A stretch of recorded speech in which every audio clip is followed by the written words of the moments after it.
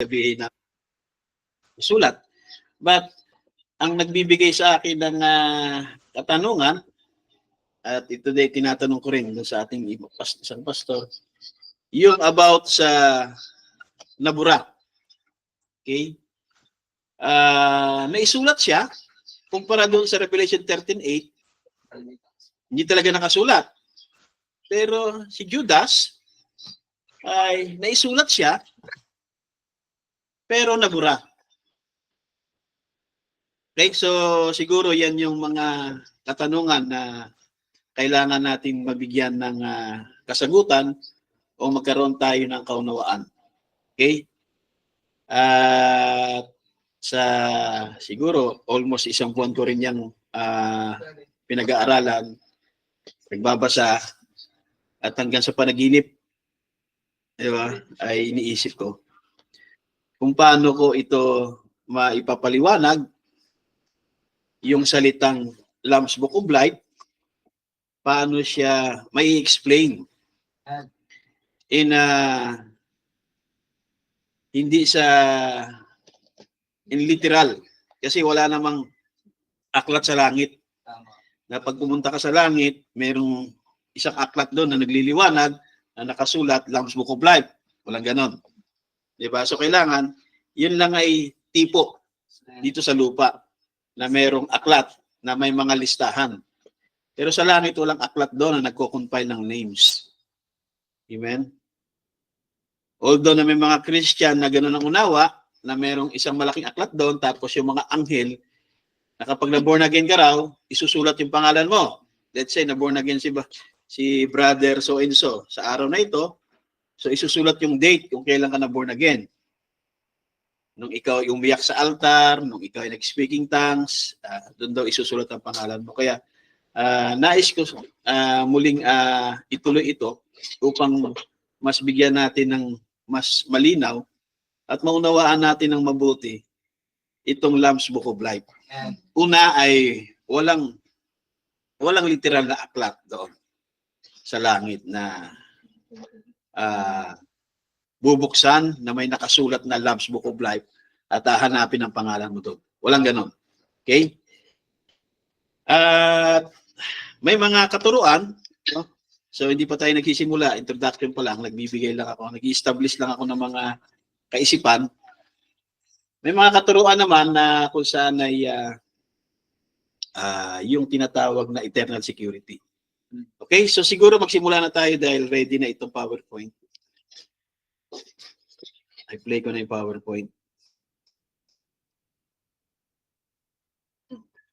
Okay. Yan, share mo na.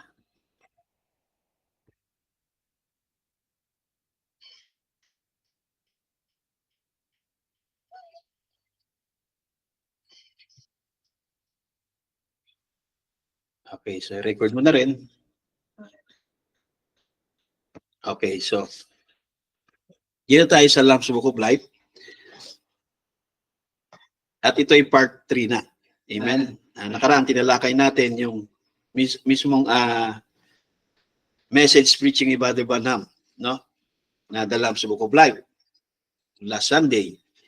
At ito naman ay presentation din upang masigit nating maunawaan kung ano ba talaga yung Lamb's Book of Life. Okay? Now, ang scripture natin na babasahin muli upang mas maalala natin. Number 1 ay dito sa Revelation 13:8. At lagi nyo tandaan ito, itong Revelation 13:8, kasi dito talaga binanggit exactly, amen, yung Lamb's Book of Life. Sabi sa Revelation 13:8, and all that dwell upon the earth shall worship Him. Yung image of the beast. Whose names, na kung saan ang kanilang mga pangalan, are not written in the Book of Life of the Lamb slain from the foundation of the world. So yan yung Lamb's Book of Life. Not written in the Book of Life of the Lamb. Okay? So itong mga worshiper na to, At sabi sa message, ito ay mga Christians. Amen? Hindi ito mga tinatawag na Buddhists, Muslims, itong mga tinatawag na yung mga sa India, ano yan? Anong mga Hinduism? Hindi yan. Itong mga tao na ito, mga kapatid, ay mga Christians under ng banner ng Christianity.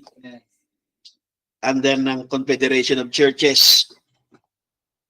Under ng mga nominal churches. Sila ay mga Christian din. Amen? They call themselves Christians na sumamba sila doon sa image of the beast. At hindi, yung kanilang mga pangalan ay hindi na itala, na isulat, ibig sabihin na i-record. Walang record. Not written in the book of life of the Lamb slain from the foundation of the world. Another scripture na gusto kong lagi nyo ring maalala, Luke 10:20. Notwithstanding in this, rejoice not.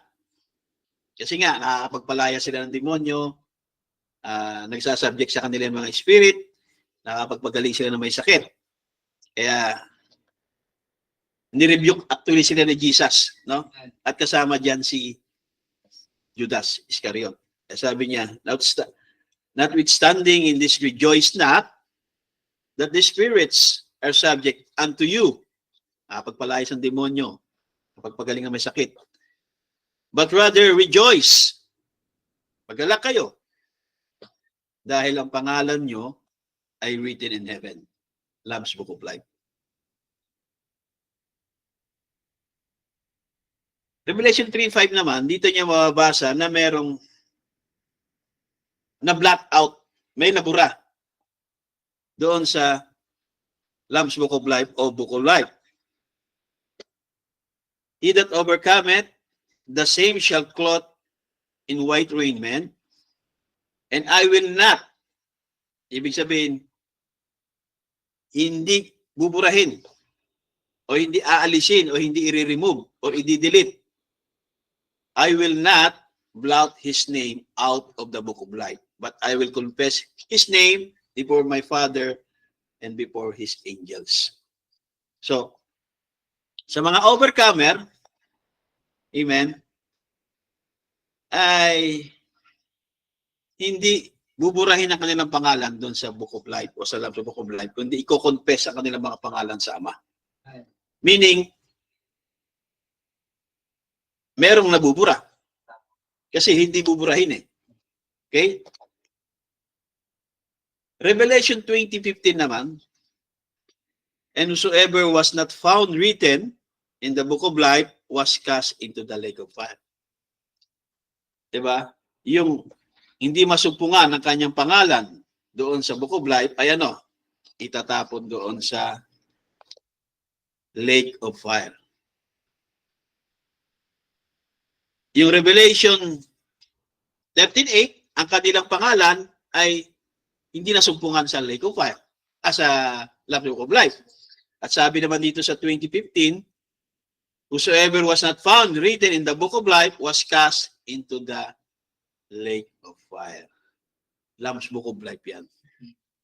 Amen. Kasi pag sinabing Lamb's Book of Life, ito yung mga tutubusin. Ito yung mga tinubos under the ministry ng Lamb. At walang iba, ang Calvary. Diba? Si Lord Jesus Christ. Now, dito naman sa Old Testament, sa Book of Daniel, chapter 12, verse 1, kapag binasa niyo yung Daniel, ito ay speak about his people. At walang iba, yan yung 144,000 Jews. At the time shall Michael stand up, the great prince which standeth for the children of thy people. Yan yung Jews, Israel, 144,000. And there shall be a time of trouble, such as never was since there was a nation even to that the same time. And that time, thy people shall be delivered. Everyone that shall found written in the book of life. Ang tinutukoy dito, mga kapatid, na there shall be a time of trouble such as never was since there was nation, even to that same time. And the time thy shall people receive. Yan ay sa time ng Great Tribulation. At yung 144,000 Jews, Israel, ay siselyohan sila ng Holy Ghost sa pamamagitan ng ministry ng two prophets. Okay? Kaya everyone that shall be found written. So, yung Lamb's Book of Life ay yung 140,000 Jews sa time ng Revelation 11 ng two Moses and Elijah prophet ministry, yung mga pangalan nila ay nandun sa Lamb's Book of Life. So sila ay ligtas. Amen. Pero dito naman, kanina sa Revelation 20:15, di sila ligtas. Kasi hindi nakasulat yung kanilang pangalan. Ang mangyayari pa ay was cast into the lake of fire. So mahalaga pala na malaman natin na ang pangalan natin ay nakasulat. Kasi sabi doon sa Luke, na ikagalak nyo na inyong mga pangalan ay nakasulat doon. Amen? And last, Psalm 69:28, let them be blotted out of the book of living and not be written with righteous. So meron talagang blotted out. Amen. At hindi sila maitala, mai-record, maisulat kasama ng mga matuwid. Okay? So mayroong blotted out ng names doon sa Lamb's Book of Life or Book of Life. Nawa ang mga scripture na to ay masigit nating maunawaan sa presentation na ito, sa umagang ito. Let's pray. Dakilang Ama, narito kami patuloy, Lord, nagpapasalamat sa iyo, sa iyong habag at biyaya sa amin, patuloy na pinapagkaloob mo, na in spite sa aming mga kakulangan, sa aming mga kahinaan, sa aming mga iniquity, sa aming mga pagkukulang, ay narito pa rin, Lord, ang aming heart upang na humingi ng habag at awa at kapatawaran sa aming mga pagkukulang. Patuloy mo, Lord, mo kaming isanctify ng iyong salita. Amen. At sa pamamagitan ng fellowship na to, Lord, na pinagkakaloob mo sa amin every Sunday, sa pamamagitan ng mga mensahe na aming narinig, na ipangaral na ng propeta, Lord. At muli, Lord, ipinapangaral sa amin sa araw na ito. Nawa, Lord, ang munting lingkod mo ay yung gamitin patuloy, Lord, na magbigay ng kaunawaan at maunawaan namin ang mga salitang ito, ang mga topic na aming pinag-aaralan tungkol sa Lamb's Book of Life. Nawa, Lord, sa bawat kaluluwa na narito ngayon na nakikinig, ay magbigay ito sa kanila ng kaunawaan upang lumago kami sa pananampalataya. Walang ibang paraan upang lumago ang aming pananampalataya kundi ay iyong salita. Kaya Lord, sa araw na ito, sa oras na ito, ay sinabi mo sa iyong salita na dalawa o higit nagkakatipon-tipon sa iyong pangalan, sa iyong salita, ikaw ay nasa kalagitnaan namin, Lord. Kaya ikaw ang magbigay ng kaunawaan sa amin sa mga mensahe na maririnig namin sa oras na ito. Habagan mo kami, patawarin mo kami sa aming mga pagkukulang, at ikaw ang siyang patuloy na manguna sa aming buhay. Lahat ng mga karamdaman, lahat ng mga sakit, ay naniniwala kami, Lord, na hindi ikaw ang siyang may gawa, hindi ikaw ang siyang may akda, hindi ikaw ang siyang nagbigay. Kundi ito ay nagmula lahat sa kaaway, Panginoon. Na nakita mo na ito, Panginoon, at itinalaga mo na mangyari ito upang ipagkulob mo naman sa amin ang aming pananampalataya na i-claim namin ang aming divine healing. Kaya salamat, Lord, sa divine healing na pinagkaloob mo sa amin at kailangan na namin i-claim ito.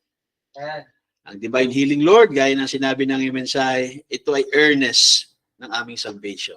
Naniniwala kami, Lord, na ang ibinigay mong salvation, Panginoon, nung itala mo ang aming mga pangalan sa iyong Lamb's Book of Life. Kaya salamat sa iyo, dakilang Ama, papurihan ka, Itinataas ka namin. Ito samot na langin namin sa iyo. In the name of our Lord Jesus Christ, we pray. Amen. Amen. God bless you all. Now, yung question ay, is there a difference between the Book of Life and the Lamb's Book of Life? May mga ganyan kasing unawa, magkaiba. Even sa end time, ay meron din ganyang unawa na it seems na parang magkaiba. Magkaiba ng pahina. Amen. Isang aklat daw yan, pero katulad sa picture na nakikita nyo, yung kaliwang pages ay Book of Life, yung kanan daw ay Lamb's Book of Life. Okay. Now, tingnan natin sa message. At isa pa na dapat nating maunawaan din, no? Yung doctrine of eternal security. At sa denomination, kung galing kayong denomination, ay lalo kung kayo ay nasa side ng Baptist, ay alam nyo ito, eternal security. Amen? Na once ikaw ay naniwala kay Jesus Christ, when you believe and be baptized, ay eternal security ka na. Ano man mangyari, ano man ang gawin mo, di ba? Mag-worldly ka man, gumawa ka naman mga pagkakamali at pagkukulang, basta anumang bagay na maggawin mo na kasalanan, ang sagot lang nila ay hindi na mababago ang aking kaligtasan. Yan yung doctrine of eternal security.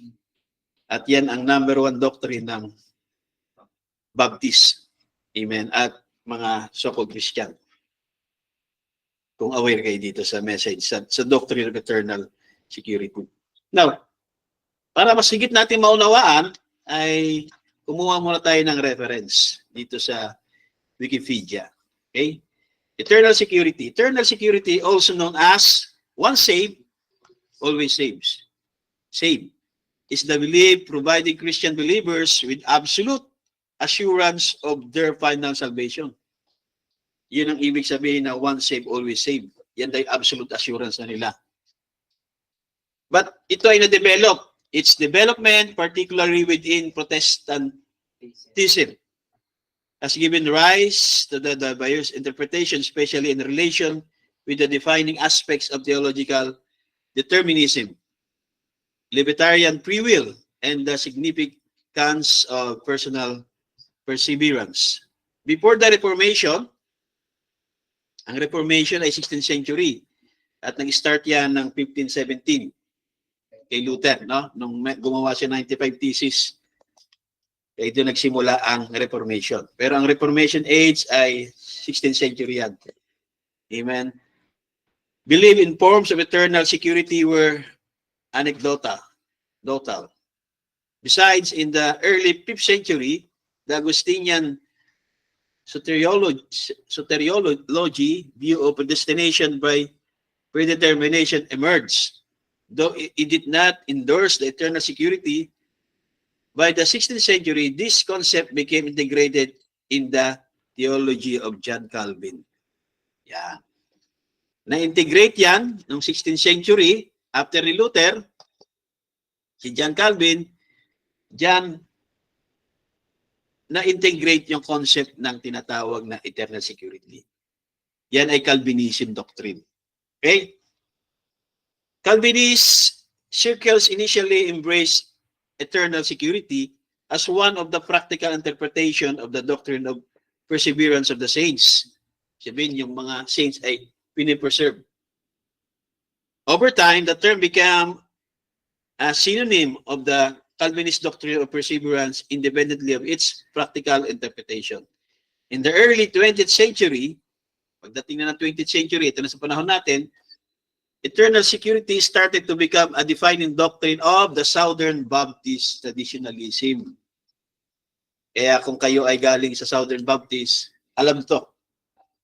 Okay, ako ay nung high school ako ay I think high school or elementary ay naka-attend ako sa Baptist.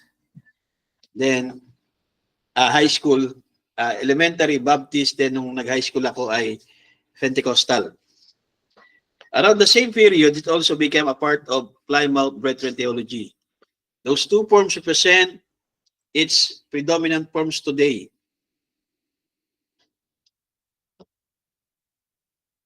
In the 1980s, the pre-grace movement voiced this doctrine independently of the notion of personal perseverance, with subsequent variations emerging such as the hyper-grace teaching. So merong mga grupo, yung tinatawag na pre-grace o yung hyper-grace. Tinatawag nilang hyper-grace teaching. Kasi kahit na ano man ang gawin mo sa buhay, mga pagkukulang, pagkakamay, kasalanan, dahil ikaw ay saved, you are always saved. So ang tawag nila dyan ay hyper-grace teaching ng mga Calvinism. Amen? So yan yung reference para naunawaan natin kapag meron nagsishare sa atin o kapag magsisharing kayo about ano ba yung eternal security doctrine. Alam nyo ang background, alam nyo yung historical. Okay?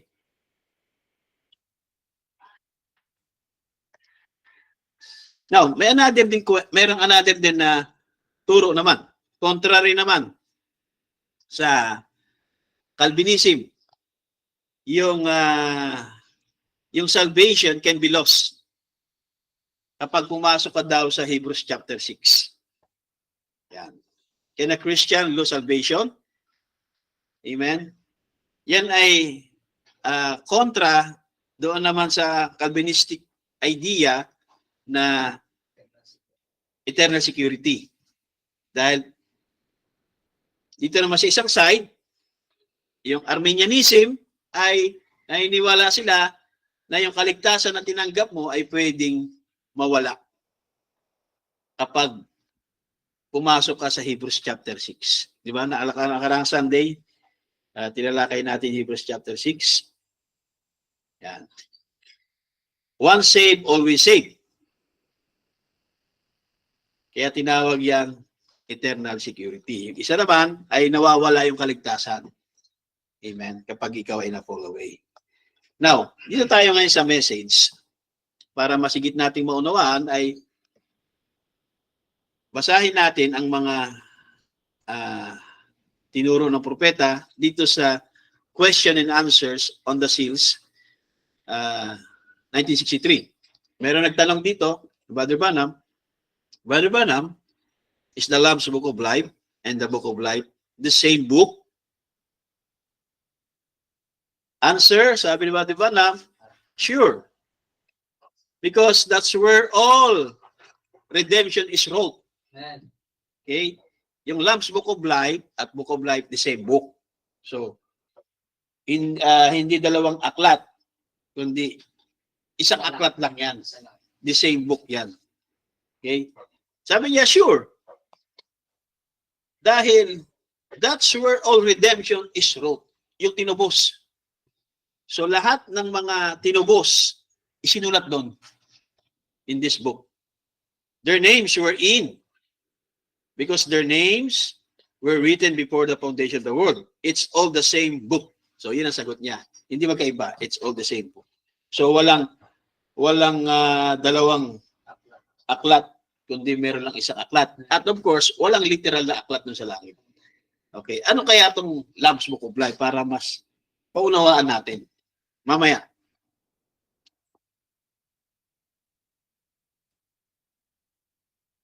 Dito naman sa Invisible Union of the Bride of Christ, your name is now in the new book. Not the Book of Life, but the Lamb's Book of Life. What the Lamb redeemed. Now, dito ay ginagamit naman ng ibang sa message na magkaiba ang Lamb's Book of Life at Book of Life. In the sense na iisa lang, pero mayroon dalawang pahina. Yung kaliwa ay Book of Life, yung kabila ay Lamb's Book of Life. Ganon natin ito ini-interpret, no? Okay? Now, dito sa an exposition of the seven church ages, at alam natin na nakalagay dyan ay William Marion Branham. But actually, ang nagsulat niyan, yan ay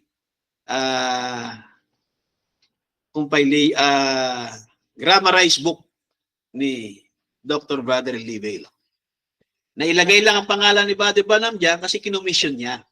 Dahil sabi niya, yung mga etokadong mga tao, hindi nila maiintindihan yung aking grammar, lalo ako ay Kentuckian. So sabi niya, excited nga si Brother Branham nang inuumpisahan na ni Livell na gawin yung itong libro, no, ng The Seven Church Ages.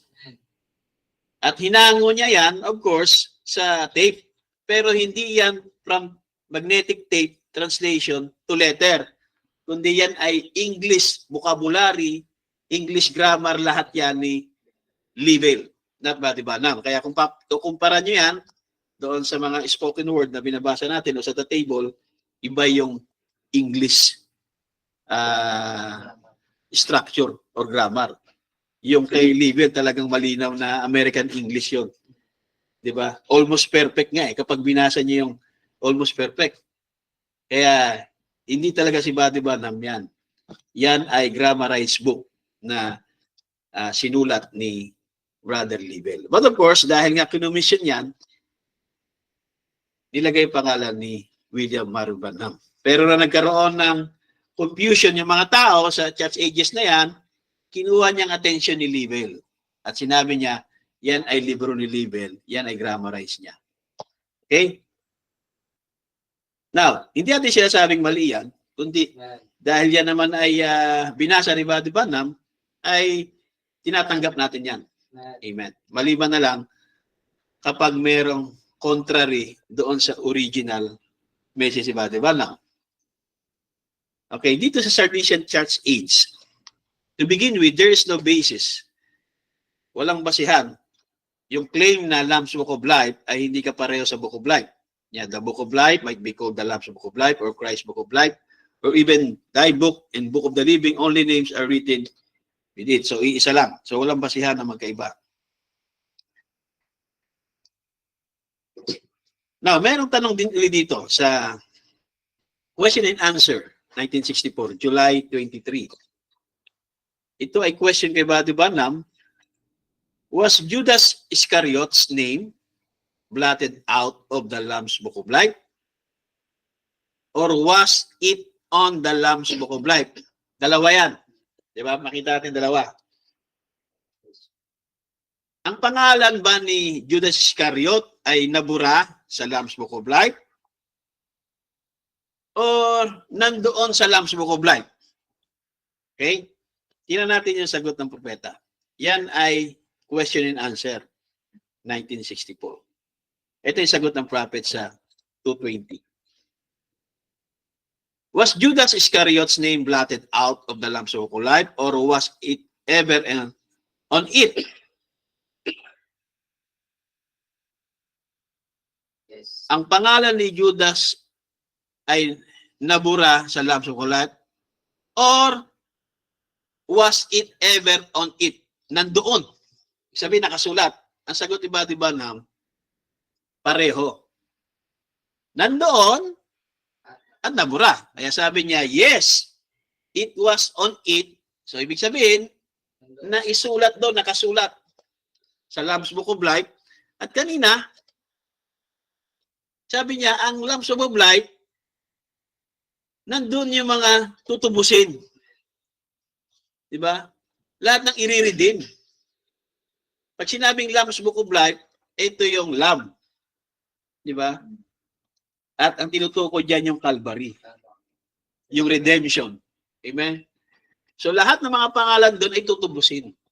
Okay? It was on it and was blotted out. Kaya kanina, nagbigay ako ng paunang tanong na paano nabura? Okay? Bakit nabura?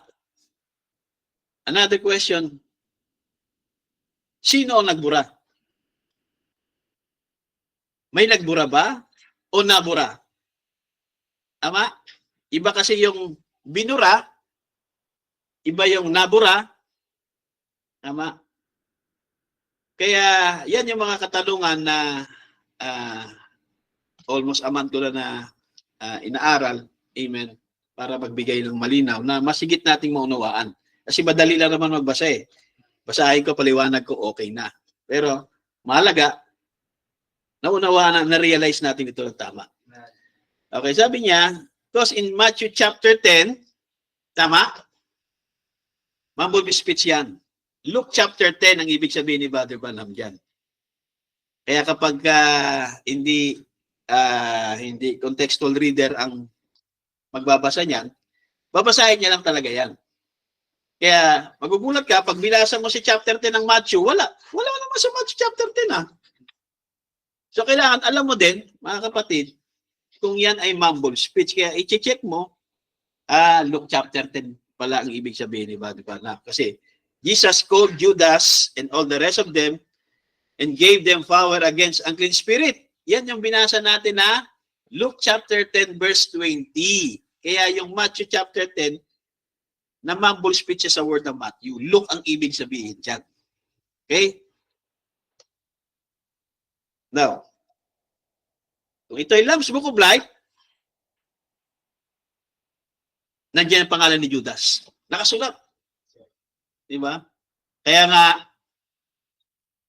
rejoice na ang pangalan nyo ay nakasulat. Diba? Kaya nagre-rejoice si Judas eh. Dahil sigurado siya, ang pangalan niya nakasulat. Sino dito sigurado ang pangalan niya nakasulat? Pag hindi kayo sigurado, talo tayo ni Judas. Di ba? Si Judas, sigurado siya na ang pangalan niya nakasulat eh. Kaso nabura. Kaya tanong ko, paano nabura ang pangalan ni Judas? Kung ang Diyos itinalaga niya na maisulat ang pangalan ni Judas doon sa mga tutubusin. So, ibig sabihin, tutubusin ang pangalan ni Judas. Ha? Tutubusin ang pangalan ni Judas? Yes. Kaya nga nasa Lamb's Book of Life eh. Diba? Di sana hindi na sinulat kung hindi tutubusin. Lahat ng mga redeem, nandito sa Lamb's Book of Life. Yung 144,000 nga eh. Diba sa Great Tribulation eh. Nandyan yung pangalan nila eh. Ang bride, nandyan. Ang Old Testament saint, nandyan. Diba? Tinubos sila. So lahat ng tutubusin, ngayon, si Judas nandyan din. So meaning to say, ang pangalan ni Judas ay tutubusin din. Otherwise, kung hindi, ano ang sense? Bakit ilalagay pa yung pangalan ni Judas? Di sana, hindi na sinulat, katulad dun sa Revelation chapter 13:8, na hindi sinulat. Kasi hindi ka tutubusin yun eh. Diba? So lahat ng mga hindi tutubusin under sa blood of the Lamb, diba? Hindi isinulat sa Lamb's Book of Life. Kasi when you talk about Lamb's Book of Life, it's talk about the blood of the Lamb doon sa Calvary. Yung mga tutubusin under the blood. Okay? Pero bakit isinulat? Kaya sabi ng iba, hindi Lamb's Book of Life yan. Book of Life. Pero kanina binasa natin, it is the same book. Sabi ni Brother Branham sa question and answer. At maging doon sa Seven Church Ages book, walang basihan ang claim na magkaiba. At wala kayong mababasa na isang aklat na mayroong 2 pahina. Okay? Kundi yan ay the same book when you speak about or talk about Book of Life o Lamb's Book of Life. So dito sa Lamb's Book of Life, mas maliwanag, dito yung mga tutubusin. Okay. Now, the question is, nandyan yung pangalan ni Judas. Meaning to say, tutubusin si Judas?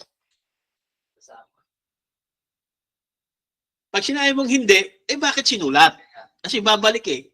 Meron lang tayong logical thinking o critical thinking lang. Okay? Mamaya, tutuloy natin ito. Binibigyan ko lang kayo ng tinatawag na critical thinking. Kapag sinulat ang pangalan mo dyan, sa Lamb's Book of Life, ibig sabihin, tutubusin. Kapag wala ang pangalan mo dyan, itatapon ka sa lake of fire. At tulad ng Revelation 13:8. Ang kanilang mga pangalan, mga Christian yon, mga Christian yon, mga kapatid, pero sumamba sila doon sa image of the beast, ay hindi sinulat ng kanilang pangalan sa Lamb's Book of Life. At sa Revelation chapter 20, ang mga walang pangalan na nakatala doon sa Lamb's Book of Life o sa Book of Life, doon sa Lake of Fire. Si Judas, pasok dito sa Lamb's Book of Life. Kaso, nabura. Okay. So, ibig sabihin, kung hindi nabura si Judas, tutubusin si Judas o hindi. Let's say lang, kung hindi nabura. Diba? Yan lang ay if. Paano kung hindi nabura? So, kasama sa redemption si Judas. Kaso nabura. Kaya ang tanong, paano siya nabura? At sino nagbura? Yan yung mga binibigay ko na patanong sa ating kapatid. No? Dahil nga, sinishare niya rin to no, sa kanyang church, itong Lamb's Book of Life. Pero hindi ko pa na-share sa kanya itong presentation na to. Amen? Siguro mamaya, sharing kami dito. Yan, nabura si Judas. So, and that's why, wala siya sa Book of Redemption. Tama? Yung Book of Redemption, 16. That's the Book of Redemption. Yung mga tutubusin, nandun yung mga tinubos eh. Kaya hindi siya kasama sa natubos. Dahil nabura eh. Pero ang tanong ko, ang Diyos ba ay kapag nagbigay, binabawi niya? Isinulat ang pangalan mo, Brother Junel, dahil para matubos ka. Nagbago ba isip ng Diyos? Ay, hindi, burahin ko na lang. Mali. Yan, ganang ginagawa natin, literal, di ba? Pag nagsulat tayo, tapos nagkamali tayo, nasulat, either nabuburahin natin, or lalagyan natin ng ano yung puti. Hindi, yung puti, yung liquid paper. Yan, liquid paper, yan ang ginagamit na eh. Di ba? Pagkalapis gamit mo, yan pambura. Pero pag ballpen, liquid paper na. Pero yung high-tech ngayon, yung papel na didikit na lang. Di ba? So, ganun ba ang nangyari kay Judas? Yan yung mga question na maaaring maitanong sa atin. I hope na ito ay makatulong sa atin para masigit natin maunawaan at ma-share natin ang tama. Yung nangyari kay Judas, na merong tao, may mga tao, na ang kanilang pangalan ay naisulat sa Lamb's Book of Life, nabura. Kaya hindi sila kasama sa natubos. Amen? Now, kaya ang question ko, paano ka magkakaroon ng eternal security? Kung pwede palang mabura yung pangalan mo. Kung may nabubura palang pangalan doon sa Lamb's Book of Life. Amen? Paano ngayon yung eternal security doctrine? May nabubura pala eh. And that's why, yung Arminianism ay naniniwala sila na nawawala ang kaligtasan ng tao ng isang Kristiyano kapag pumasok sila sa tinatawag na yung Hebrews chapter 6. Okay? Yeah, Revelation 13:8, all that dwell upon the earth shall worship him, whose names are not written in the Book of Life of the Lamb. Hindi talaga sinulat before the foundation of the world. Kasi, nakita sa foreknowledge na predetermine ng Diyos na sumamba sila doon sa image of the beast. Okay? Kaya hindi sila tinubos. Yan.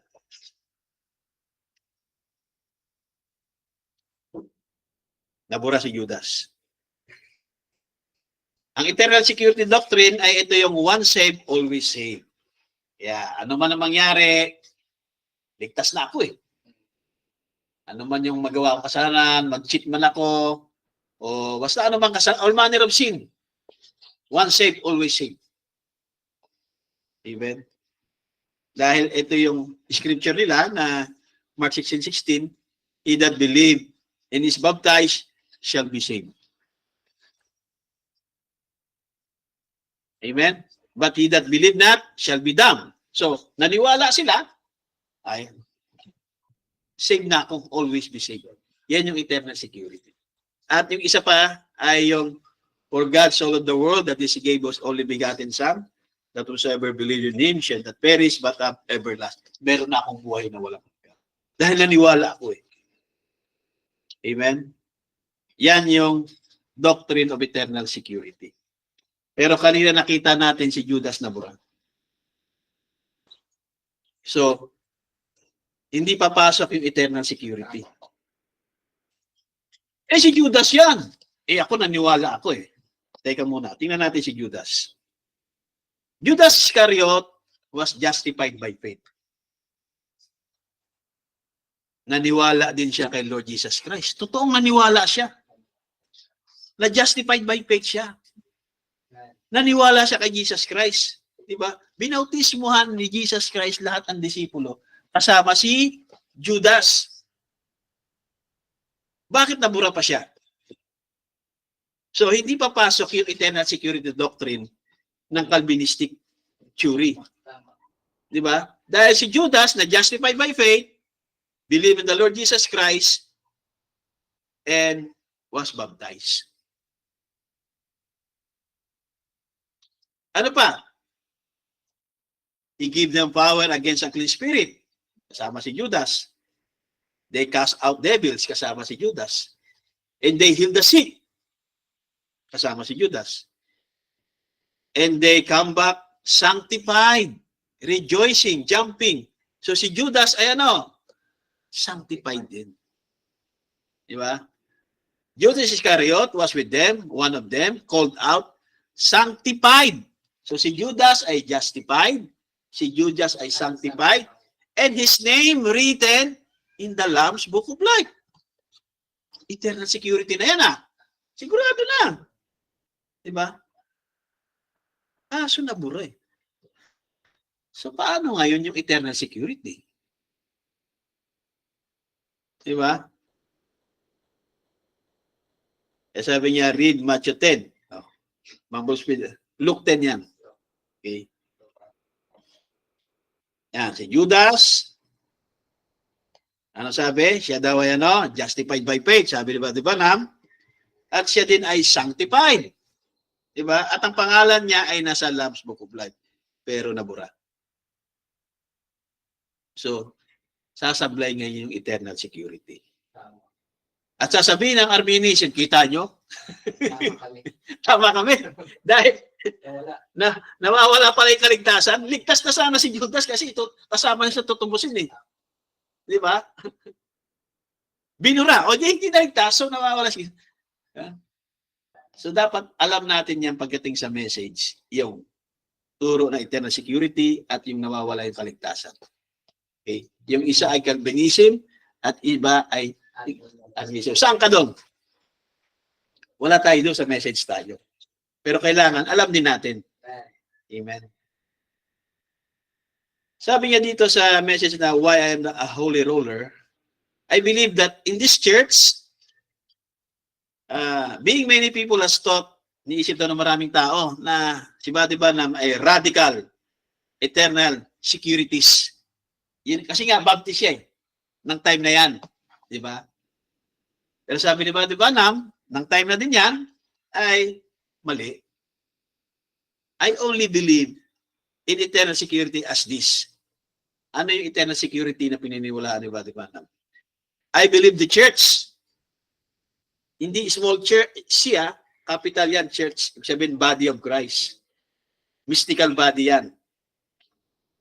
I believe the church, pag sinabing the church, iisa lang yan. Diba? Pero pagka small church, marami yan, mga local assembly. Okay? Pero pag sinabing the church, yan ay mystical. Yan naniniwala ang propeta sa eternal security. Saan? The church has eternal security. If you are in the church, kung ikaw ay nasa mystical body, you're secured with the church. Hindi yung church na tinutukoy ng INC na kapag umanib sa iglesia, ay ikaw ay ligtas. Diba? Pag ikaw ay lumabas, mapapahamak. Okay? Hindi yun. Itong church na to, mga kapatid, ay ito yung the body of Christ in mystical.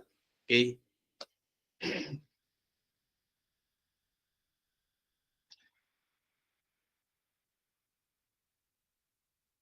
Sabi niya, now we say, you believe in eternal security. Then, Brother Branham, in one way, I do.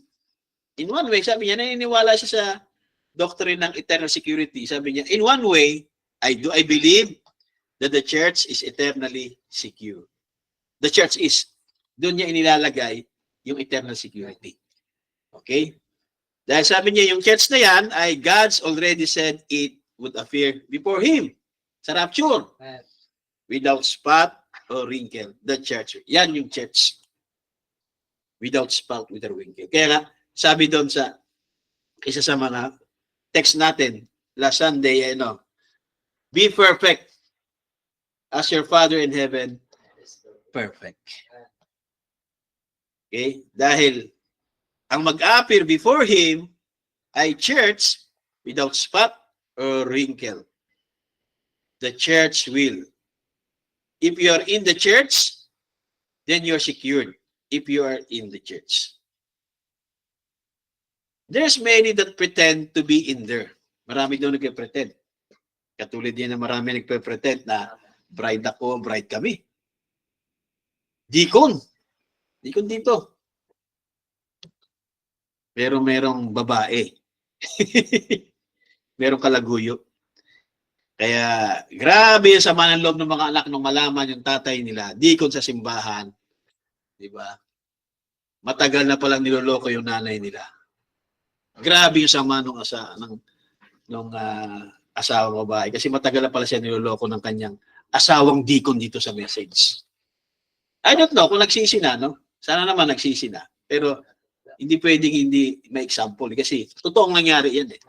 Hindi natin inuhukay ang past, pero katulad kay Job, lagi siya nababanggit. Katulad nila Judas, nababanggit sila. Ganon din yung buhay natin, magiging patotoo sa tao. Diba? Yan ay record na. Amen? Na minsan isang panahon ginawa mo yan, magiging record na yan. At may example na yan sa kada preaching. Okay? Kaya, maraming ganyan nagpe-pretend to be. Every Sunday, maraming nagpe-pretend, Christian ako, Christian ako. O, Christian ka. Ba't nandito ka rin? Wala ka sa simbahan. Diba? That's pretending to be a Christian. Kaya nakakaya magsabi na Christian ako eh. Christian eh. Bride ako ba? Sunday, wala ka sa simbahan. Wala ka sa fellowship nyo sa online. Online na nga lang kayo. Diba?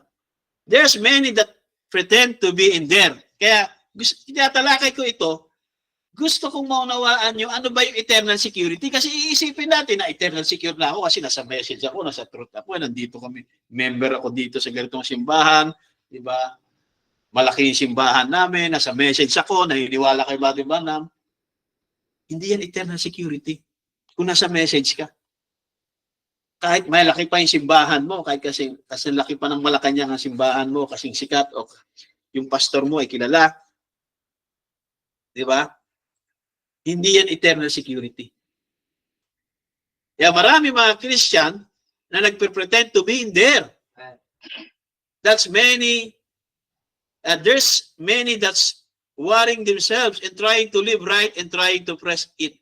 I don't know about that, but if they are in there, it's just easy to live a Christian life as it is to live any life. Kung napakadaling mamuhay sa buhay na ito, at kung tayo ay nasa katawan talaga, we are in the body, baptized in the body, ay it's just easy for us to live in a Christian life. Gaya ng buhay na ito. Amen? Because you are in Christ. Yan yung eternal security. And nothing else but just the full, hindi part of the word. Here a little, there a little. Diba? Nothing else but just the full of the Holy Spirit leads you and guides you and directs you. Jesus said, by their fruits you shall know them. You have everlasting life. Kaya nga, sabi nila, your action is louder than your testimony, your words. Diba? Magkitestimony tayo sa mga tao, kami ay mga Christian, mga born again kami, message believer kami, bride kami, rapture kami. Naghihintay nga kami ng rapture eh. Diba? Kami lang ang mara-rapture. By their fruits you shall know them. Diba? Yung words mo, pagdating ng Great White Throne Judgment, yan din ang hahatol sa'yo. Diba? Kaya, your action, your works, is louder than your words. Kahit hindi ka nang magsalita eh. Tunay na Kristiyano ka ba? Hindi na kailangan tanungin yung mga kapitbahay mo. Di ba? Hindi mo na kailangan sabihin, Brother Junel, sa mga kapwa mong businessman doon sa tindahan na, oy, Kristiyano ako ha. Sila na magsasabi, oo, pag linggo, umaga, wala dito yan eh. Inuuna niya muna yung gawain nila eh. Bago yung pagkakitaan eh. Diba? Inuuna muna nila yung simba nila bago trabaho. Mga tunay na Kristiyano yan. Kasi tuwing linggo ng umaga, hindi namin nakikita yan. Hindi namin nakakasama dito sa business. Dito sa palengke. Ganon din sa atin work. Araw ng linggo, nasa opisina ka. Or nasa galaan ka. O nasa ang family reunion or gathering ka. Kaya, there's many that pretend to be in there. There's many that's worrying themselves and trying to live right and trying to press in. I don't know what about that. But if they are in there, by their fruits you shall know them. And you people, Baptists, and you Presbyterian, who preach eternal security. So sila pala yung mga nagpipreach niyan. Baptist. Pero, ang end time, pinipreach din yan. Bride ako eh. Predestinated shit. Hindi na mababago yung pagiging bindi ko. Kaya kahit hindi ako magsimba, hindi ako umaten o gumawa ako ng mga worldliness, mamuhay ako ng may worldliness, diba? Hindi ako mag-support sa ministry, bride ako eh. Talo pa yung mga Baptist at Presbyterian pagdating sa eternal security. Kasi sasabihin nila lang, ay, hindi predestinated sin ako, bro. Kahit hindi ako magsimba ngayong araw na ito. Predestinated sin. Kaya ang mga end time ngayon, talo yung mga Baptist at Presbyterian na nag-preach ng eternal security. Kasi yung word na predestinated sin, para sa kanila, eternal security na yun. Predestinated sin ako eh. Nasa Lamb's Book of Life ako eh. Pero kanina nakita natin, si Judas, nabura. So paano ngayon yung eternal security? May nabubura pala sa Lamb's Book of Life. Diba? Hindi naniwala ako kay Lord Jesus Christ. Si Judas naniwala. Hindi, nabaptize ako eh. In the name of Jesus Christ. Si Judas din nabaptize. Hindi banal ako eh. Si Judas din. As holy din. Diba? Si Judas, nakapagpagaling na may sakit. Nakapagpalayas ng demonyo. O sino dito nakapagpalayas ng demonyo? Sino dito nakapagpagaling na may sakit? Pinagpipray. Diba? Eh dito sabi niya sa The Bridge na Ephesians 1:13-14, in whom you also trusted after that you heard the word of truth and the gospel of your salvation. After that you believed, you were sealed with the Holy Spirit of promise, which is the earnest of inheritance until the redemption, the purchased possession, unto the praise of His glory. So meron tinatawag dito na after that you believe, you were sealed with the Holy Spirit of promise. Mamaya, titingnan natin yan. Sabi niya, the Holy Spirit here itself is a seal. The Holy Spirit is a seal. And a seal signifies finished work.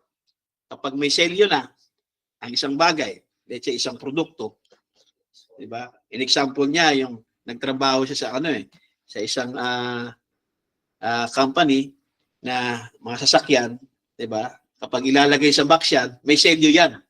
At may mag-i-inspect niyan bago ikarga doon sa tren. Okay? Kaya sabi niya, ang Holy Spirit kasi ay, kapag ikaw ay naselyo na ng Holy Spirit, o meron kang Holy Spirit after you believe. Hindi when you believe. Okay? The Holy Spirit is a seal. It signifies a finished work. Hindi yung when you believe. When I believe, finish na ako. Eternal security na ako. The Holy Spirit being a seal to individual. And to that individual, when he received the Holy Spirit, then his time of groaning is over. Because it is finished work. Kapag nabaptize ka na ng Holy Ghost. Si Judas ay hindi umabot dyan. Na-justified lang siya, na-sanctified, pero hindi siya umabot sa tinatawag na finished work. Yung baptism ng Holy Ghost. Bakit hindi siya na-baptize? Mamaya natin malalaman. Tuloy natin basa. What the Holy Spirit has been doing? Ano ang ginagawa ng Holy Spirit? He goes and he inspects. Diba? I-inspectionin niya yung mga buhay natin. Yung mga ginagawa natin. Every day, titingnan natin yung mga iniquity natin. I-check niya. Mga pagkukulang natin. Then, i-correct tayo. Hindi naman tayo ahatulan ng Holy Spirit eh. Diba? I-check niya yung everyday life natin. Kung nasan ka ba ngayon? Hindi ka nagsimba nakaraan. Then, so doon saan nagsimba ka, i-correct ka ng Holy Spirit. Amen. Amen. Eh sabi niya, that's the reason you can have these things and you say, I spoke in tongues, I shouted, I danced in the Spirit. That don't have nothing to do with it. Walang kinalaman yan kahit pa ikaw ay nag-speaking tongues or nagdadaan in Spirit. They are sealed unto their eternal destination. Yan yung eternal security. Yung Ephesians 4:30. There is nothing can ever break the seal kapag naseelyuhan ka na. Kaya grieve not. Hindi mo na mag-grieve ang Holy Spirit. Kapag nag-grieve ang Holy Spirit, hindi ka pa na-baptize ng Holy Spirit. Diba? Now you see, now you don't. Pag ganun, ang way of ano mo, nag-grieve ang Holy Spirit. Diba? Kapag meron tayong mga iniquity, at sasabihin natin, maunawaan naman ni Lord eh. Kasi mas marami akong pangangailangan dito sa life na to. Nag-grieve ang Holy Spirit. Pero pinapaniwala natin yung sarili natin, di maunawaan ni Lord. Mas matindi ang pangangailangan ko ngayon eh. Maunawaan ni Lord. Inaano na natin yung sarili natin na kinukumbinsi natin na maunawaan na ni Lord yan. Di ba? There's nothing can ever break the seal. Grieve not the Holy Spirit of God. Ano nangyari? No.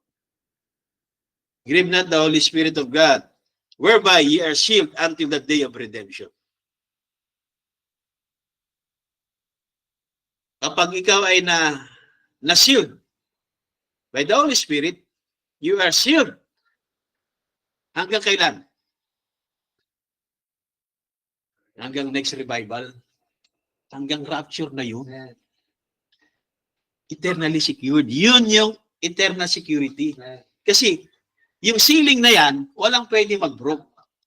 Walang sino man pwede mag-break ng seal hanggat hindi nakakarating sa eternal destination. Kailan yung eternal destination? Sa rapture. Sa millennium. Sa new heaven and new earth. Yan yung mga eternal destination ng bride. Ng church. Hindi mabobroke yan. Kaya yung Ephesians 4:30, kapag ikaw ay naselyuhan ng Holy Spirit, ikaw na eternally secured. Hindi mo mag-grieve ang Holy Spirit. Makakagawa ka ng mga mistake at mag-grieve yung mga tao. Okay lang yun. Pero ang Holy Spirit, kapag ikaw ay nabaptize na, ikaw ay naselyuhan, hindi mo mag-grieve. Kaya hindi mo gagawin ang mga bagay na mag-grieve ang Holy Spirit. Kaya grieve not. Kaya kapag nakaagawa tayo ng mga pagkukulang natin sa Diyos, di ba? Nakakalimutan nating manampalataya, nakakalimutan nating mag-pray, nakakalimutan natin sundin ang kanyang mga salita. Hindi tayo nakaka-attend ng fellowship dahil mas ang preeminence yung dito sa laman kesa doon sa gawain, di ba? Nagigrim ang Holy Spirit. Ibig sabihin, hindi pa tayo selyado ng Holy Spirit. Kaya, individually, malalaman natin yan kung nagigrim ang Holy Spirit sa atin. Paano malalaman, Brother Junel, na nagigrim ang Holy Spirit sa iyo? Kapag nagigilty ka, nakagawa ka ng mali, di ba? Gigilty ka. Ikaw na mismo nagigrim ka sa sarili mo. How much yung Holy Spirit? Di ba? Kaya nga, ang kailangan natin ay Ephesians 4:30. Amen. Kaya sabi niya, don't grieve it. Stay. Do things. Gawin natin yung mga bagay na that pleases God. At number 1 na dyan, mga kapatid, yung pagsamba natin every Sunday. Pag-atin natin. Di ba?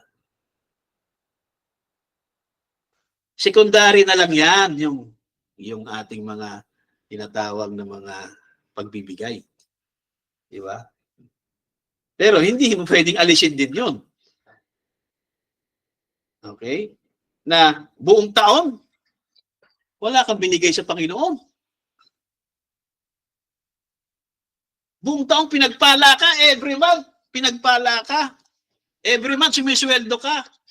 Nakakatanggap ka ng blessing. Hindi mo maalala ang Panginoon. Sa buong taon na yan. Tapos, your name written in the Lamb's Book of Life. Hindi natin kayang ibigay sa Panginoon.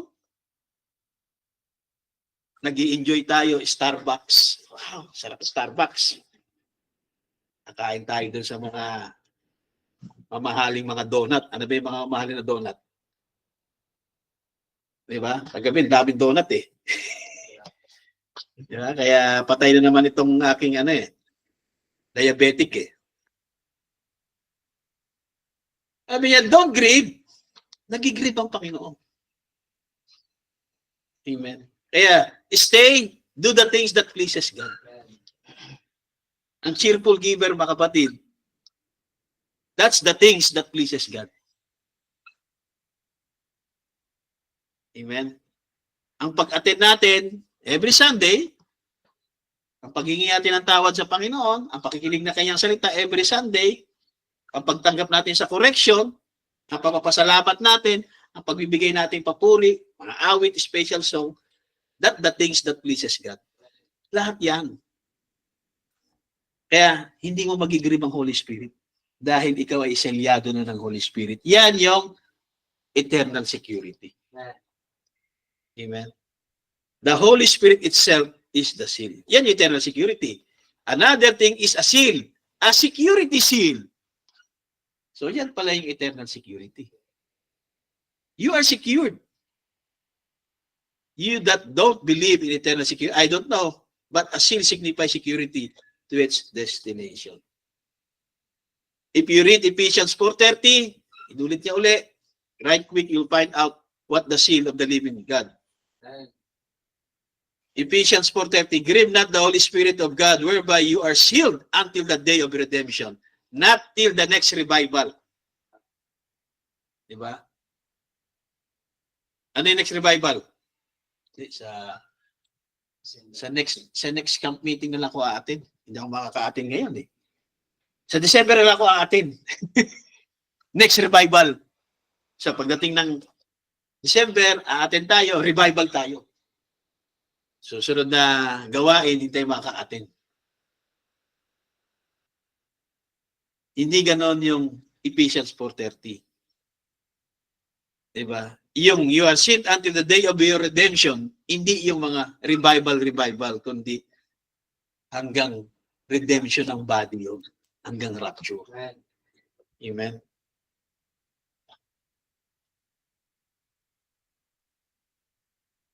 Pagkala ito.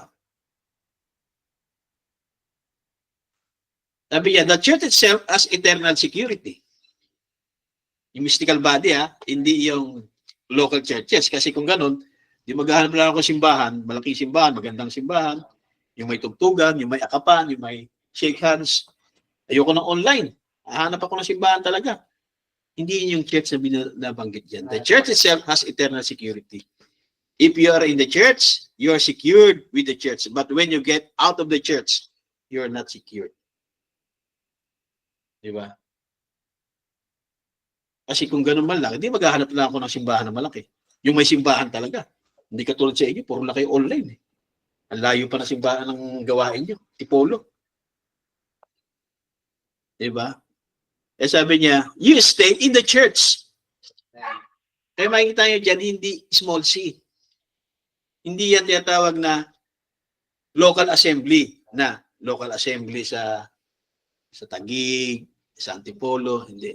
Mystical yan. Yung mga believer na nabaptize ng Holy Spirit, sila yung church. Eh hindi naman sa isang local church lahat yan baptize eh.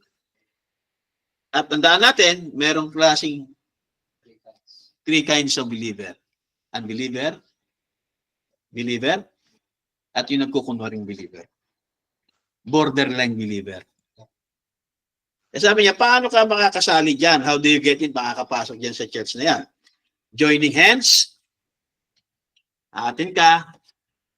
Oh, God bless you, brother. God bless you, sister. Writing your name on book or present. Present si Brother Junel. Hindi. By one spirit, we are all baptized into one body. So yun yung church, yung body. That's the church. Ephesians 4:30. Grieve not the Holy Spirit whereby you are sealed until the day of your redemption. Sealed away until the day of your redemption. That's the Holy Spirit. Yan yung eternal security, yung eternal destination.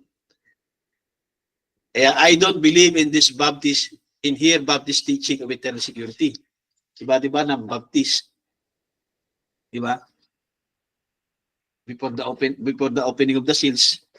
Pero siya mismo, hindi siya naniniwala sa Baptist teaching na eternal security.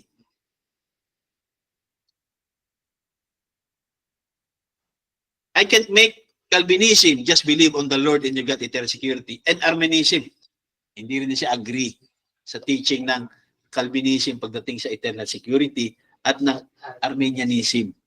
Okay? Arminianism is too far away from Calvinism and they both are wrong. Pero sa end time, mga kapatid, meron silang tinatawag na Calvinism idea. Bride na ako eh. Naniwala ako sa propeta eh. Nasa mensahe ako eh. Secured na ako. Ay antay siya ng rapture. Ang tagal naman ng rapture. Naiinip na ako.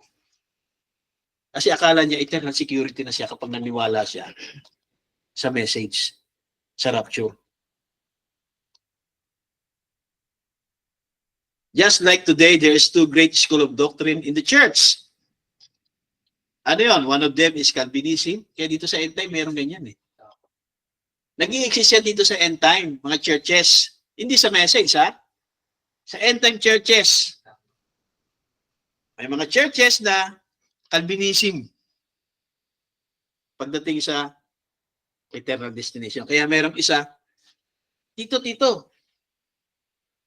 si pinsan, nagmamadyong. O, sinaway mo? Oo. Ano sabi? O, bride naman ako eh. Hindi na mawawala yung pagiging bride ko eh. Totoo yun. Kahit mamadyong pa ako, bride ako, predestinated seed.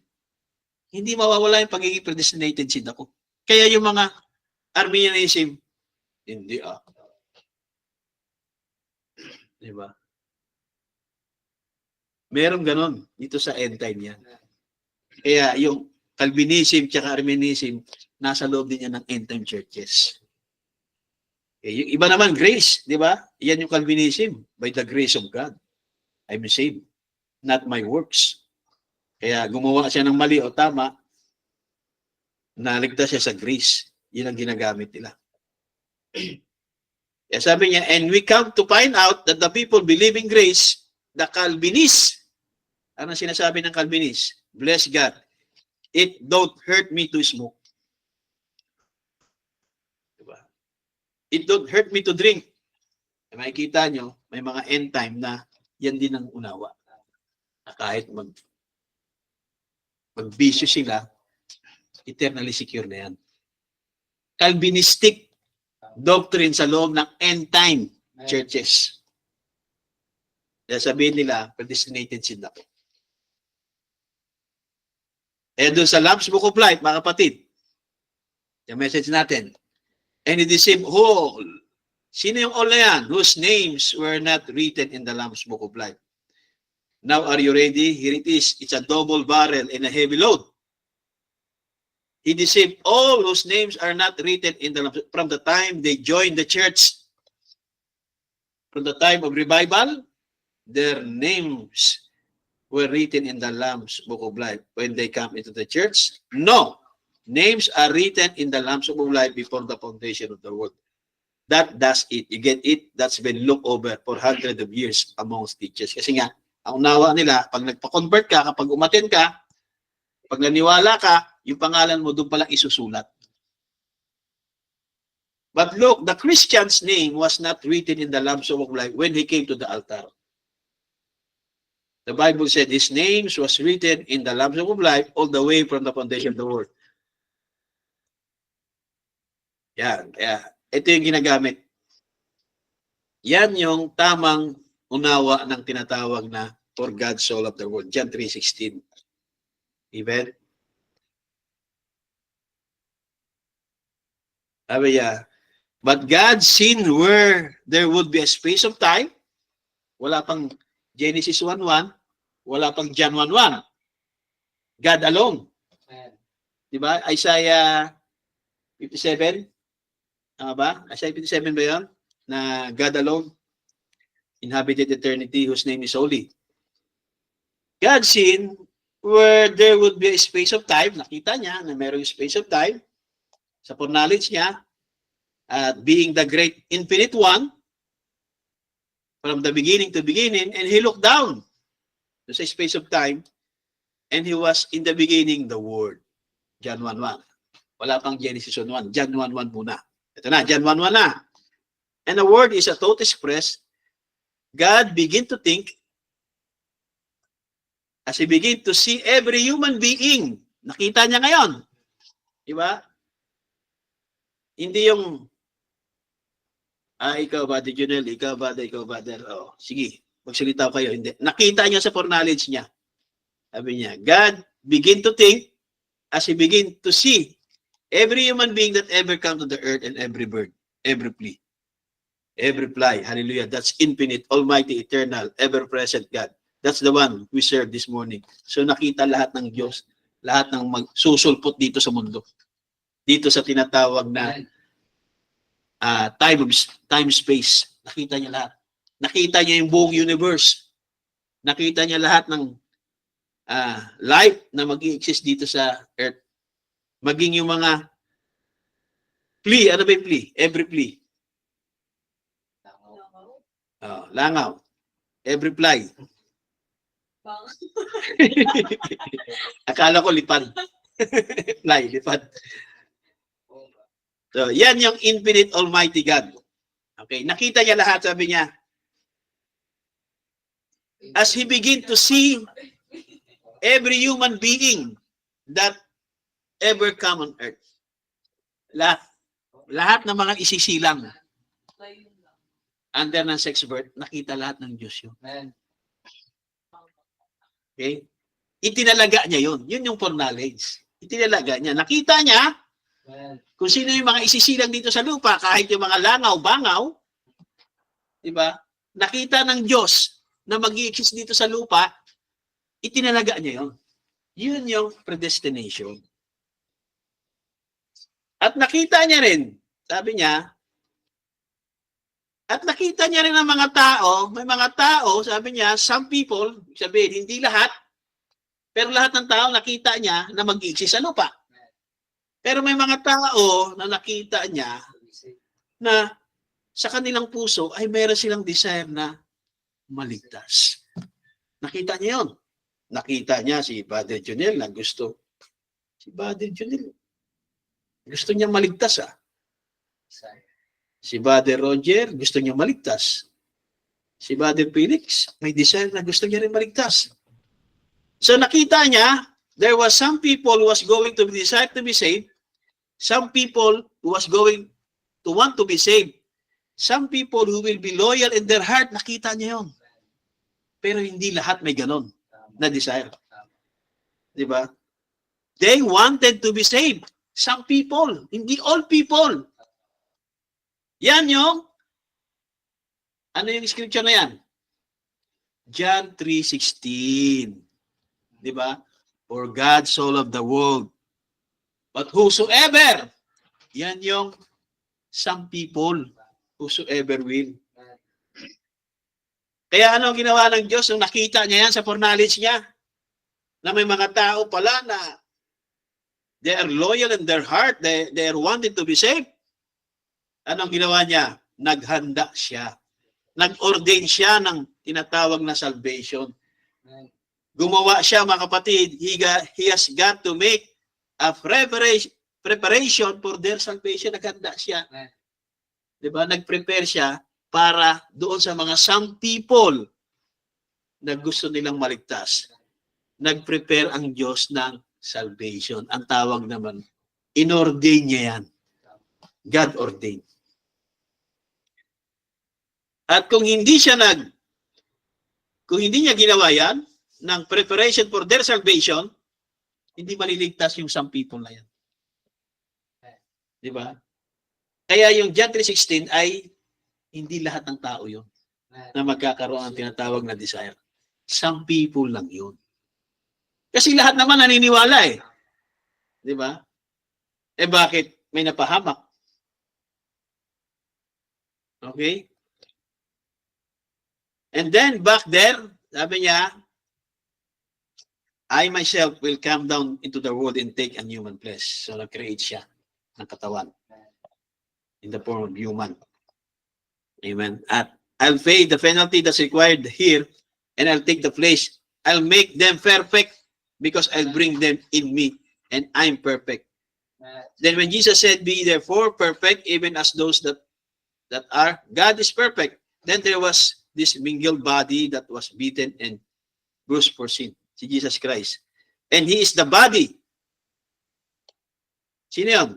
And He, Jesus, is the body that Jehovah raised up on the last day, on the third day after His death. So katawan ni Jehovah. Si Jesus.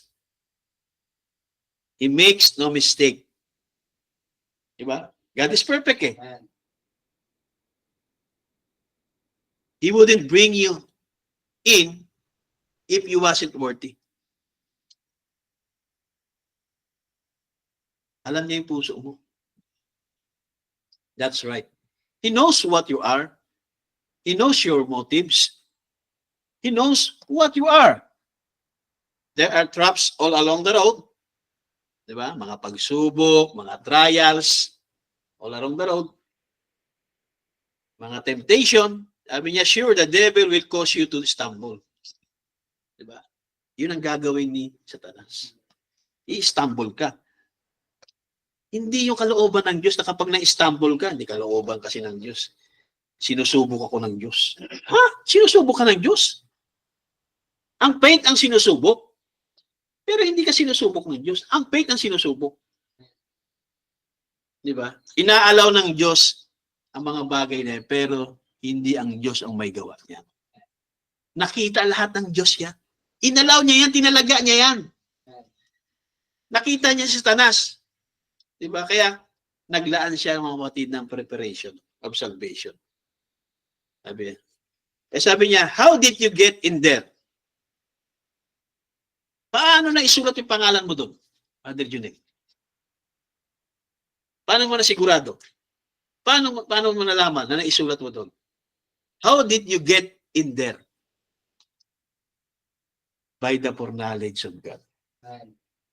Kaya sa foreknowledge ng Diyos, isinulat yung mga pangalan ng mga tinatawag na some people who was going to want to be saved. Si Judas ba gusto ibang maligtas? Hindi. Gusto maligtas si Judas o hindi? gusto din. Di ba? Kaya nga sinulat, dahil gusto niyang maligtas. Di ba? Tuwang-tuwa pa nga siya eh. Kapag palayas ang demonyo. Tapos, yung pangalan niya nakasulat sa langit. Gustong maligtas ni Judas. At teka muna, di ba son of perdition siya? Yes, sinabi ng Bible, siya ay son of perdition. Ang tanong ko sa iyo, Brother Janelle, paano siya naging son of perdition? Hindi tinalaga siya ng Diyos na siya ang maging son of perdition. Tingnan natin mamaya. And he deceived all great small. Sino yung mga nadaya? Yung mga great and small. So many were church members. Pretended Christians. Hindi lang yan sa denomination. Pati dito sa end-time message, mga churches na nagpe-pretend ng Christian. Pretended na sila ay bride. Sila pala yung mga nadaya, yung mga pangalan nila. Ay ano? Sabi niya, so many were church members, pretended Christians, he deceived all whose names were not written. Kaya yung mga nagpe-pretend na Christian lang, sila pala yung Revelation 13:8. Nabaptize na ako ng Holy Spirit. Bakit? Nag-i-speaking tongues ako eh. Ha? Pretended Christians. Umaatin ako kada linggo. Doon sa simbahan namin. Nagda-tithes and offering ako. Nag-i-speaking tongues kami. Nagda-dancing spirits kami. Nag-aawitan kami. Pretended Christians. Ang mga pangalan nila, hindi nakasulat sa Lamb's Book of Life. Kaya kung husband and wife, ikaw, nakasulat yung pangalan mo sa Lamb's Book of Life, yung asawa mo, hindi nakasulat, hindi ba parang malungkot yun? Gusto ba ng Diyos yun? Ganun ba ang Diyos? Na magkakaroon ka ng pamilya, ikaw nasa Lamb's Book of Life, tapos yung asawa mo o yung anak mo, hindi nakasulat sa Lamb's Book of Life. Ganun ba ang Diyos? Hindi. Amen? Kaya yung mga nadisip pala na mga pangalan ay hindi nakasulat sa Lamb's Book of Life, ito pala yung mga pretended Christians.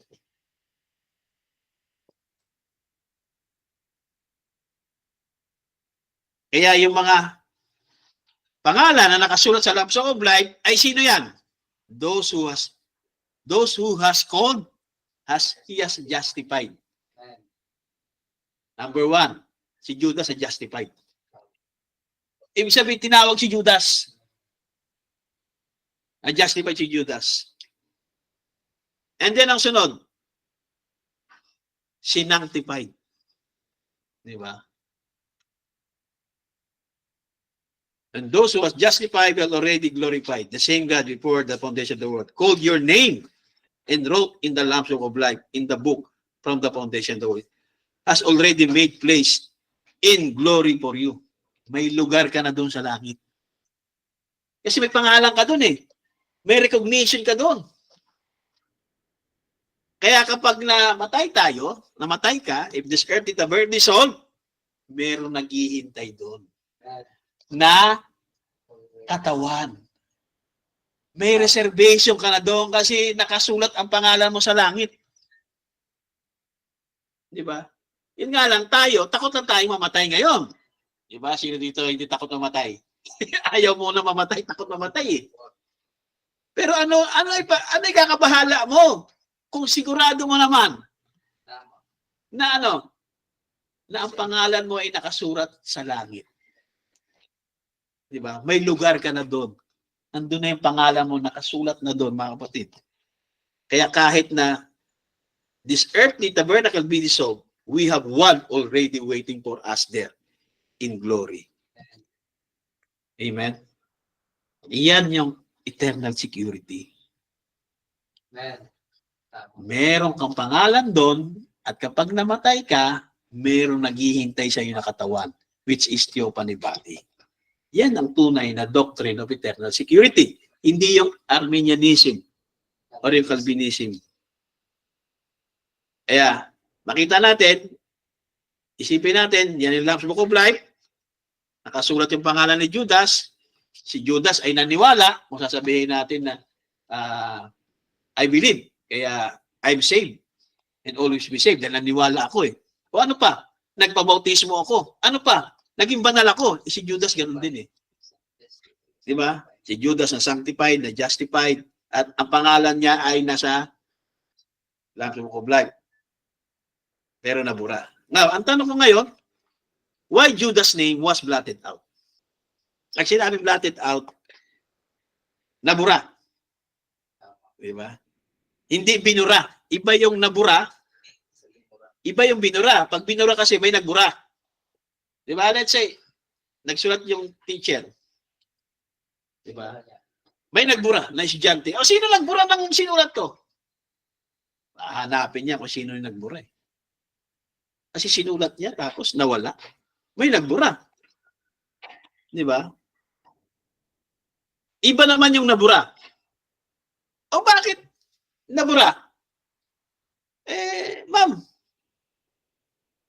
umulan eh. Nabasa. Nabura. Pero walang nagburat, ma'am. Di ba? Kaya iba yung binura, iba yung nabura. Okay? So, ano man dyan, nabura o may nagbura, ang tanong ko, why Judas' name was blotted out? Bakit nabura kaya yung pangalan ni Judas? Yan yung matagal ko ng tanong kay Pastor Alan. Di ba? Why Judas' name was blotted out? Isinulat sa John 1:1, isinulat ang pangalan niya. Di ba? Kasama tayo dun eh. Nung iluwal ang John 1:1, kasama tayo yung isinulat ang pangalan natin dun. Okay? Kaya ang tanong ko, why Judas' name was blotted out? Paano nabura? Binura ba ng Diyos? Let's say, sabihin natin, hindi. Nagbagong isip ng Diyos. Ha? Nagbagong isip ng Diyos? Biro mo, sinulat ng Diyos, Judas Iscariot, Lamb's Book of Life. Tapos nagbagong isip ng Diyos. Does God ever change His mind about His word? Yan yung tanong ko. Di ba? Ang Diyos ba bigay bawi? Sinulat ka na. Tapos nagbagong isip ng Diyos, buburahin. Sa foreknowledge yan ha, pinag-uusapan natin foreknowledge ng Diyos. Hindi sa dahil sa gusto mo lang. Di ba? Hindi sa premoral. Okay? Ganun ba ang Diyos na isusulat ka niya, tapos magbabago yung isip niya, buburahin niya. Kaya nabura. O kusang nabura. O automatic nabura siya. Di ba? Maraming pwedeng critical reasoning eh. Okay? Tingnan natin kung paano nabura ang pangalan ni Judas. Ito lang ay iiwan ko sa inyo na kaisipan. Pag-isipan nyo din. Kasi pinag-isipan ko ito na matagal eh. Di ba? Pag-isipan nyo rin na matagal. Bakit nabura ang pangalan ni Judas? Well, pwede nyo i-reason sa akin na ang Diyos ang nagsulat, ang Diyos ang nagbura. Ganun ba ang Diyos? Ang Diyos ay magbibigay, ang babawiin. Ganun ba ang Diyos? Tingnan natin. Pwede natin i-reason, hindi kasi son of perdition si Judas eh. Okay, Brother Juliet. Sige. Judas, son of perdition. Paano naging son of perdition si Judas, Brother Juliet? Kasi pinili ng Diyos, itinalaga ng Diyos. Ganun ba yung naging? Oo. Paano naging son of perdition si Judas? Anak ng kapahamakan. Tama? Bakit siya tinawag na anak ng kapahamakan? Paano siya naging anak ng kapahamakan? Kailangan may reason. Hindi pwede tawagin kita na son of perdition. Dapat may reason behind bakit siya tinawag na son of perdition. Sa tingin niyo, bakit siya naging son of perdition? Naging son of perdition siya dahil dito sa Luke 22:3. Then Satan entered Judas Iscariot. Kasi si Judas, mga kapatid, justified, sanctified. Kaso, hindi pa siya nababaptize ng Holy Ghost. Hindi pa siya selyado. Tama. Kaya nakapasok si Satanas. Ginusto ba ni Judas na makapasok si Satanas? Hindi. Mahal niya nga si Jesus eh. Tuwang-tuwa nga siya dahil nakasulat yung pangalan niya eh. Di ba? Mamaya makikita nyo. Mamaya makikita nyo. Okay? Kaya naging son of perdition si Judas kasi nga pinasukan siya, pinoses siya ni Satanas mismo. Then Satan entered Judas Iscariot, who was one of the 12. So, kaya siya pala son of perdition. Diba?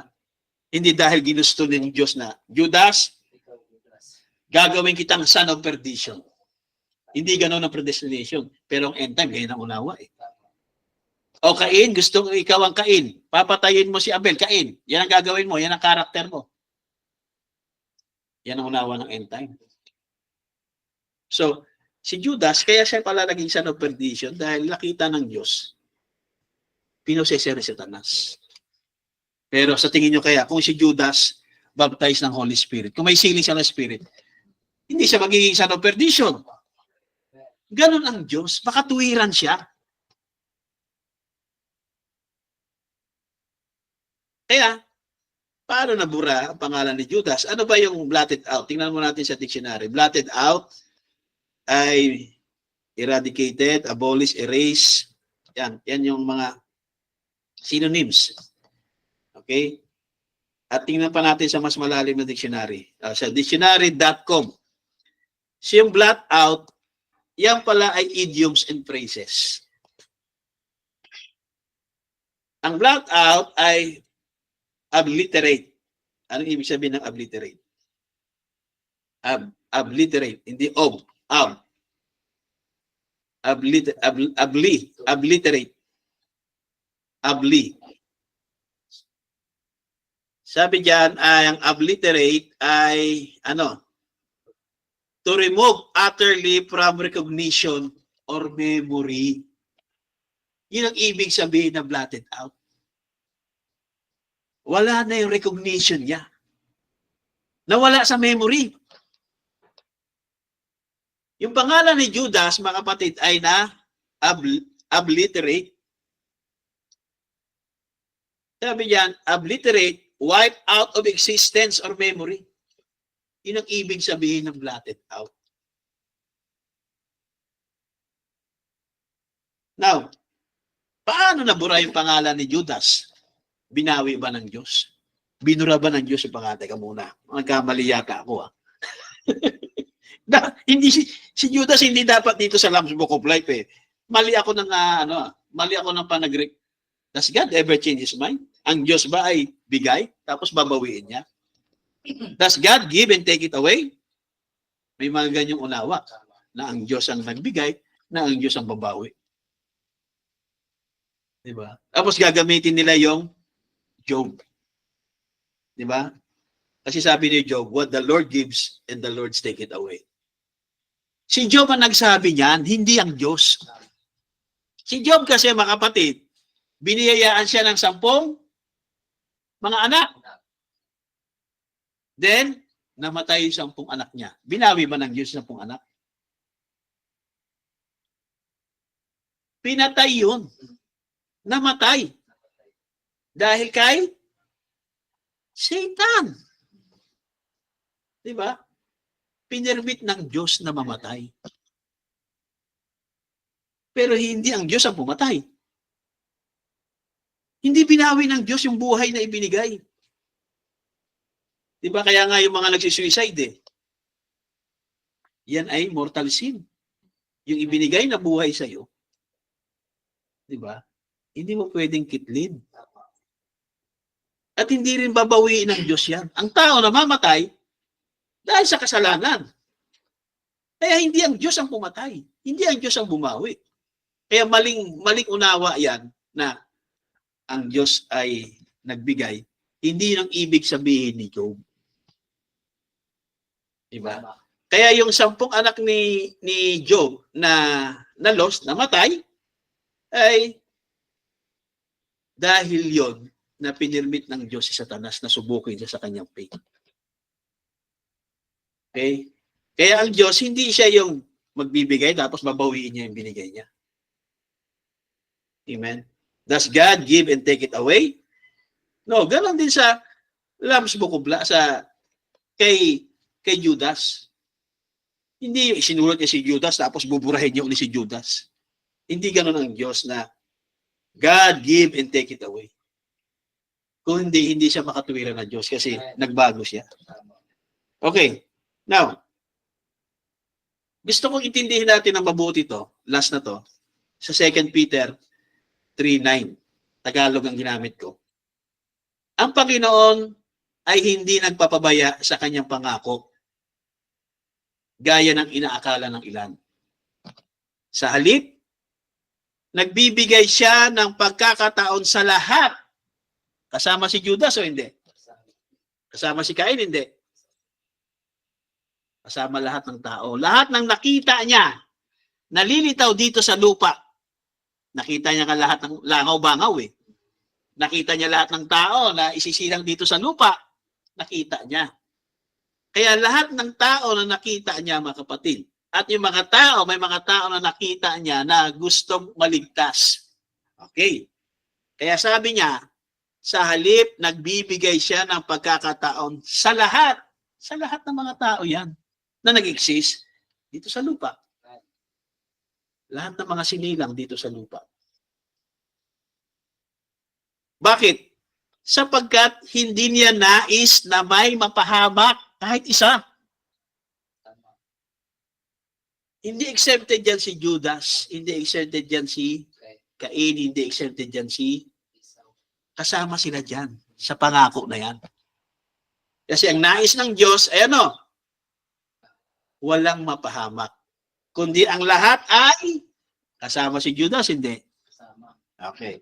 Kundi ang lahat ay makapagsisi. Nagsisi si Judas, hindi.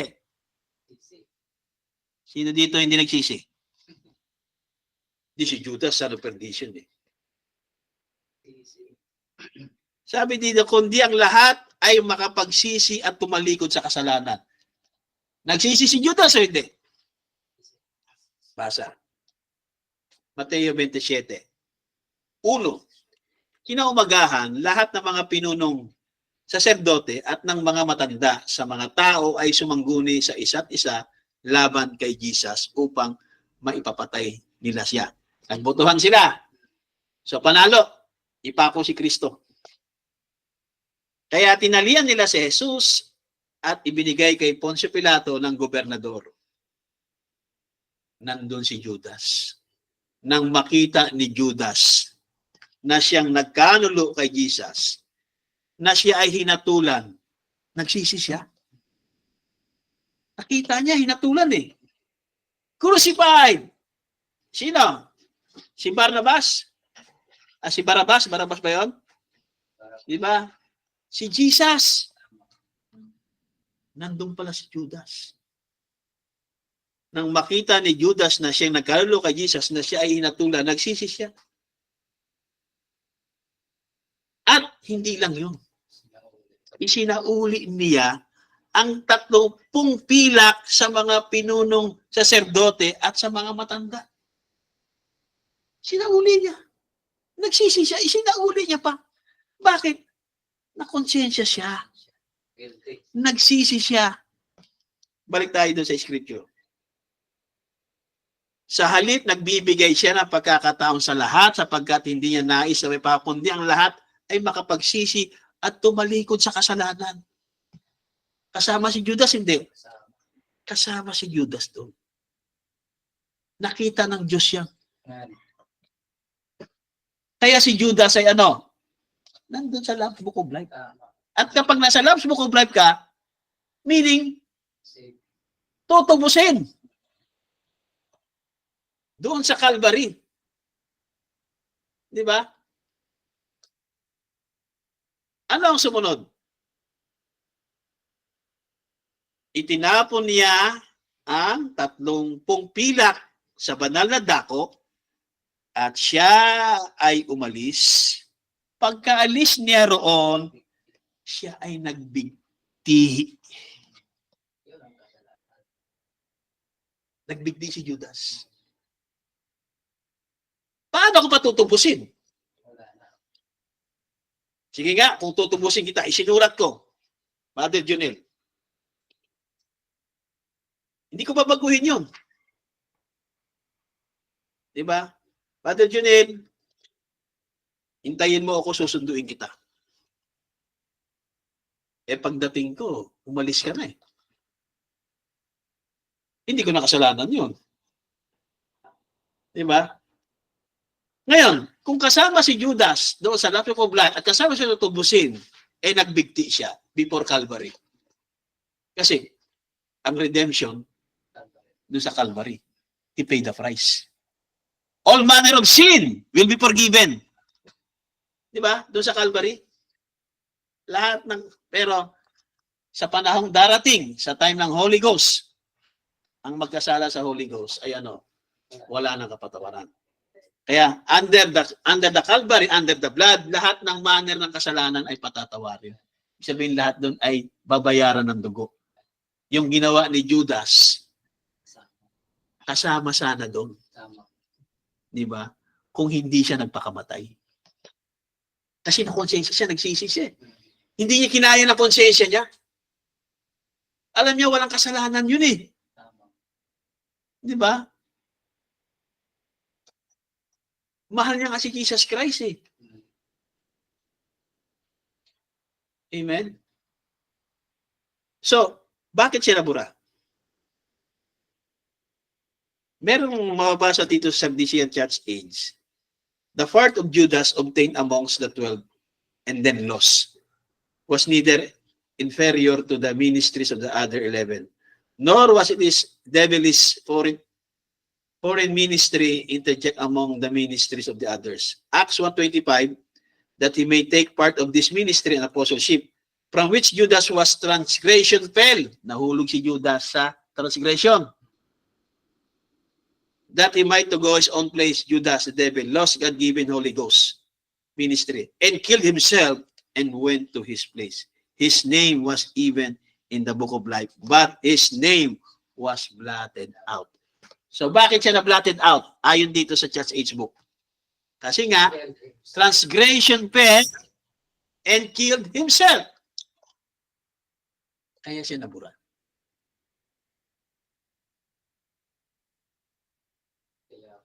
So, paano ka tutubusin kung pinatay mo na yung sarili mo eh? Yung transgression fell, mapatawad ka pa. All manner of sins are forgiven. Sa time ni Jesus. Pero sabi niya, pero sa darating na panahon, sa time ng Holy Ghost, ang magkasala ka sa Holy Ghost ay ano? Unforgivable. Diba? Kaya kung hindi niya pinatay yung sarili niya, Pag-asa. may pag-asa siya. Kaya pala siya nabura. Hindi dahil binura ng Diyos. Kasi ang Diyos hindi siya bigay bawi. Eh. Diba? Nabura siya dahil sa transgression na ginawa niya, pinatay niya yung sarili niya. Ngayon, ano pa ang gagawin ngayon doon? Paano pa siya tutubusin? Wala na, hindi na siya tutubusin. Diba? So, wala nang effect yung Calvary. Diba? Kaya yung ibig sabihin pala na nabura. Because transgression fell and killed himself. Yun ang ibig sabihin na his name was blotted out. Hindi na siya kasama. No more memory, no more remembrance. Wipe out na yung pangalan niya kasi hindi na siya pwedeng tubusin. Hindi na siya nasakop ng blood. Pero kung hindi siya nagpakamatay, mapatawad siya kasi under the blood eh. Diba? Nagsisi siya eh. Nagsisi, hindi. Ayun, nagsisi na uli niya nga eh. Diba? Hindi niya nga ginastos kahit isang pilak. Eh. Talagang nagsisi. Grabe yung pagsisisi niya. Kaya ito tandaan niyo lagi mga kapatid. Itong scripture na to. Diba? Asa ba yun? Nawala.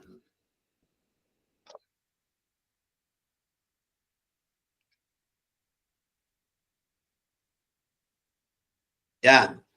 Ang Panginoon ay hindi nagpapabaya sa kanyang pangako gaya ng inakala. Sa halip, nagbibigay siya ng pagkakataon sa lahat sapagkat hindi yan nais na may mapahamak. Ganon din sa time natin. Sa time ni Judas, apply yan. Sa time natin. Diba? Ganon ang mensahe natin. Nais natin na walang mapahamak. Amen. Kaya nga, ang mensahe, ikinokorek natin yung mga iniquity natin. Dahil gusto natin walang mapahamak. Alam niyo kung bakit? What is value? 100 billion? Sabi, mayroon nagtanong, brother, what if I give you $100 million? Would you take it? Sabi nung lalaki, yes, I will take it. Okay, but you will never wake up tomorrow. You will take it? Ah, no. Diba?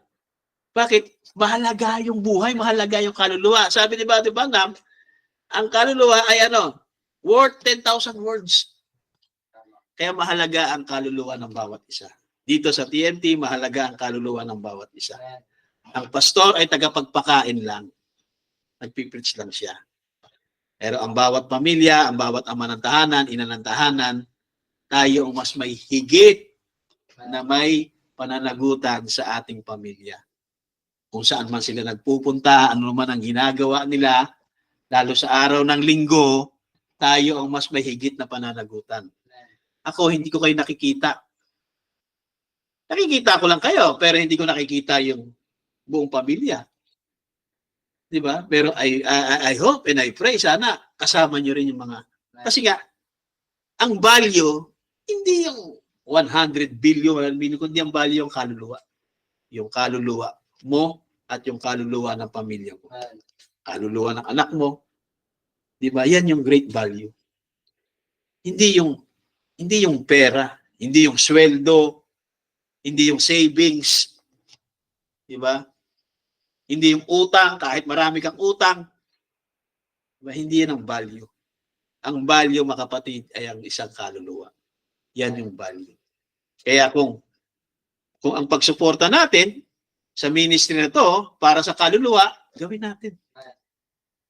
Amen. Hindi ko sinabi na katulad ng sinasabi natin, pastor, yung mga bank account nyo, magra-rapture na. I-withdraw nyo na yan. Dalhin nyo na yan sa ministry. Diba? Ganon dati yung narinig ko noon yung may mga bank account dyan magra-rapture na sige, i-withdraw nyo na yan. Ibigay nyo na sa akin. Diba? Kundi itanim lang natin, mga kapatid, ang dapat natin itanim para sa mga kaluluwa. Mahalaga ang kaluluwa kaysa sa pera. Amen? Kaya God bless you all. I hope naunawaan natin yung Lamb's Book of Life na merong mga tao, na mga Christian, na hindi nakasulat ng kanilang pangalan sa Lamb's Book of Life. At meron namang mga predestinated bride na isinulat ang kanilang mga pangalan. At meron naman na nakasulat ang pangalan, like Judas, na nabura. Dahil sa sa transgression, and he killed himself. Amen. Kaya I hope na nabigyan natin ng mas malinaw na nasagot bakit nabura ang pangalan ni Judas. Ang Diyos ay hindi siya liko. Ang Diyos ay hindi siya nagbabago sa kanyang isip. Ang Diyos ay hindi bigay bawi. Nabura ang pangalan niya because he fell in transgression and he killed himself. So, ano pa diba? Ano pa magagawa ko? Hindi na kita maliligtas. Pinatay mo na yung sarili mo May chance ka pa sana, di ba? Binibigyan niya ang mga tao na nagsisisi. Kaya lahat tayo kailangan nating mag-repent. Every time makakagawa tayo ng transgression. Kaya grieve not the Holy Spirit of God. Pag nag-grieve natin ang Holy Spirit, mag-repent lang tayo. Di ba? Pero pag tinapos na natin, mga kapatid, diba? Nilabanan na natin ang katotohanan. Ay, dyan naman eh. Ay, pag umalis ka na, nagsalita ka na ng hindi maganda si church, at nilabanan mo na yung katotohanan, di ba? Delikado na yon. Amen. Pero kung aminado ka ng mga pagkukulang mo, may biyaya ang Diyos. Kaya ang biyaya ng Diyos ay patuloy sa atin sa lahat ng mga nagre-repent, na-realize niya ang pagkukulang, nagpapakorek. Kaya dito sa pulpito, lagi tayo kinukorek. Amen. Na dapat every Sunday, inuuna natin ng Panginoon. Hindi yung magdadahilan tayo, mauunawaan na naman ng Lord kasi may mga importanteng bagay kami, hindi talaga. Every year na lang ganun. Diba? Every year, daily, yearly by year, sacrifice and offered. Year by year. Kasi nga, year by year, ganun lang lagi. Year by year, laging, hindi, meron kaming tinatawag na family reunion kasi hindi talaga may iwasan itong kaya hindi ka, meron kaming vacation kasi, meron kasi sa trabaho kasi. Year by year. Kaya hindi tayo mapaperfect. Hindi tayo mapaperfect. Kasi nag-grip natin ang Holy Spirit eh. Kaya, yung eternal destination, yung eternal security, wala. Amen. Pero sasabihin natin na, hindi, nakasulat ang pangalan ko sa langit. Okay, pero si Judas nabura. So anong eternal security? Baptism ng Holy Spirit. So kailangan natin, bawat isa sa atin, kahit yung mga anak natin, mabaptize ng Holy Spirit. Yun lang ang eternal security. Amen? Hindi dahil naniniwala ka sa message, dahil umaatin ka. Diba? God bless you all. Amen. Tayo tumayo. Dakilang Ama, salamat sa iyo, Lord, sa iyong biyaya sa amin na patuloy mong pinagkakalob sa amin ang mga maliliwanag na mensahe. Ang mga bagay, Lord, ay nauunawaan namin ng lubos at nakita namin kung paano si Judas ay nabura doon sa aklat ng katubusan dahil sa kanyang transgression at sa kanyang pagbibigti. Kaya Lord, narito kami, Panginoon, upang humingi, Lord, ng kapatawaran sa aming mga pagkukulang, sa aming mga transgression, sa aming mga iniquities, narito kami, Panginoon. Nawa, Lord, ay kahabagan mo kami, patawarin mo kami, at makarating kami, Lord, sa baptism ng Holy Spirit.